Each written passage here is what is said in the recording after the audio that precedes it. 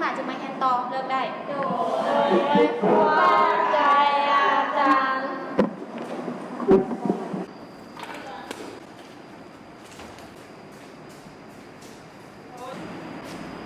มันฝาไม่ใช่ว่ามัน จังมันเละแต่สัญญาณหรอก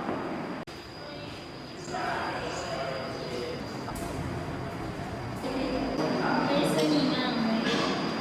ชีวิตจะงามได้บ้างคะ ถูกบางนานเด็กคนใดละวะถูกแก้มใดละวะ วิโทรศัพท์ใหม่เวลาโทรศัพท์ใหม่ของพันธุ์ซื้อให้ ฝาแล้ว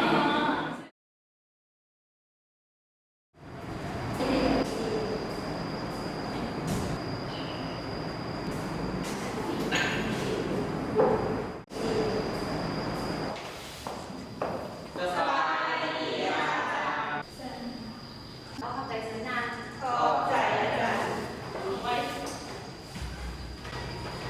วันนี้เราจะมาโตระดับความต้องการของมาสโลว์ซึ่งระดับความต้องการของมาสโลว์มีอยู่5ขั้นต่างๆก็คือขั้นที่1เป็นความต้องการทางด้านสรีระขั้นที่2ความต้องการทางด้านความปลอดภัยในชีวิตขั้นที่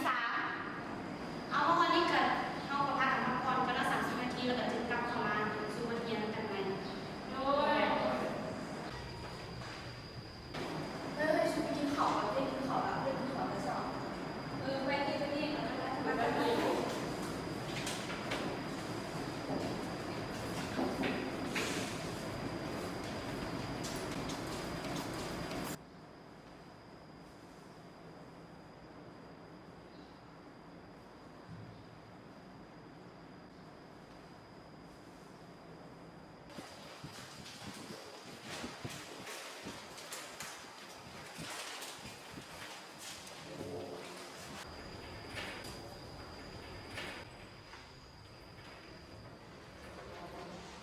ไม่สวยกูบ่เห็น อ้าวกินกูจะแปะเปิดแล้วแต่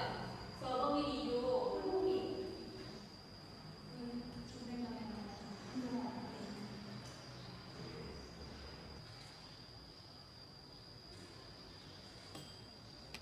เอาเงินเป็ดหรอ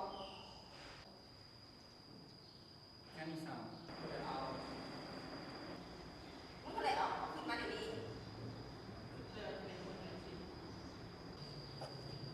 เฮ้ยอาจารย์นะ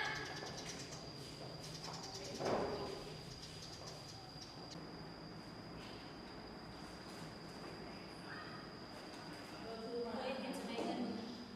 ยากสักสักนิดหรือทางนี้สักเอาน้องอีกคลิปนึงเขาจะเสียท้ายภาคกันเลยตั้งใจดูวันเรียนแน่เลิกได้สำหรับวันนี้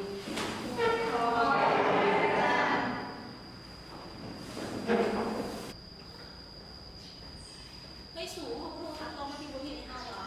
อาทิตย์หน้าเขาสิบเมื่อใดก็อย่างสิบเมื่อใดนะโทรบอกตรงมาที่บุญเทียนให้เฮาอ่ะอาทิตย์หน้าเขาสิบเมื่อใดก็อย่างสิบเมื่อใดนี่เอามึงก็โทรบอกมันแต่กูโทรอ่ะเฮ้ยสูงโทรศัพท์กูเห็นหาดีหรือบ่เฮ้ยสอบดีแล้วเฮ้ยสูงกูเห็น กูเป็นมาแต่น้อยกูแก่ สูงเนื้อแบบสูง แมนเธอแล้วมึงก็รักเงินกู ไม่ได้สูง ไปใส่กับไปเพื่อนมันไปไปสูง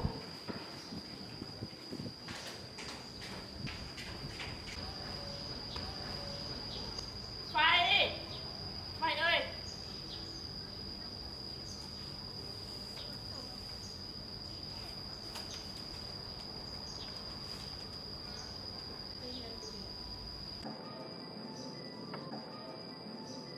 โรงเรียนกับกินข้าวอีกบ่คือจ่อยแท้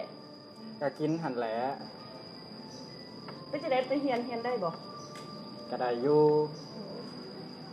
ขังนี่ก็เจ็บยังเจ็บอยู่ขาเลยนี่บ่ทะเลาะเซาไปเลย บ่เป็นหยังดอก อ๋อกูว่าเขากลับบอกจะมารักโทรศัพท์กูไหน ไปดูนะ ไปแล้วไปสูง คะแนนไม่ดีด้วยหรอเนาะ ไฟมึงรักโทรศัพท์กูหรือเปล่า โทรศัพท์อีสร้าง โทรศัพท์กูไหวหองมึงไม่เอาหรือเปล่าเงินกูมึงก็เอาไปมึงบอก คอยบ่ฮู้เรื่อง มึงนั่นแหละมึงอยู่ของคนเดียวมึงเป็นมึงชีวิตใครเอา แม่นบ่ไป บ่แม่น ถ้าบ่แม่นเขาสิมานำเฮาเถิด คอยสิฮู้ กูสั่งกูสอนมึงนี่มันสิบ่เคยฟังถ้ามึงไปรักพวกเขาเนี่ยบ่ บ่แม่น เป็นยังมึงเคยเฮ็ดจังซี่อีพ่ออีแม่ก็ตายป้าเบิ่นแล้วเอื้อยน้องก็มีแต่กูกับมึง2คนกูสั่งกูสอนมึงหั่นที่ผ่านมา จือประจำเน่บ่มีกับบ่เอาของคนอื่น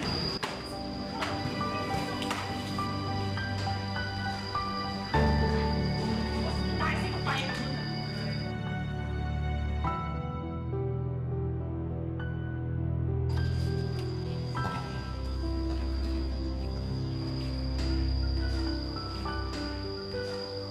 เดี๋ยวมาเพราะว่าจะว่าความจริงนะไปเรื่องมันจะบาดตายกว่านี้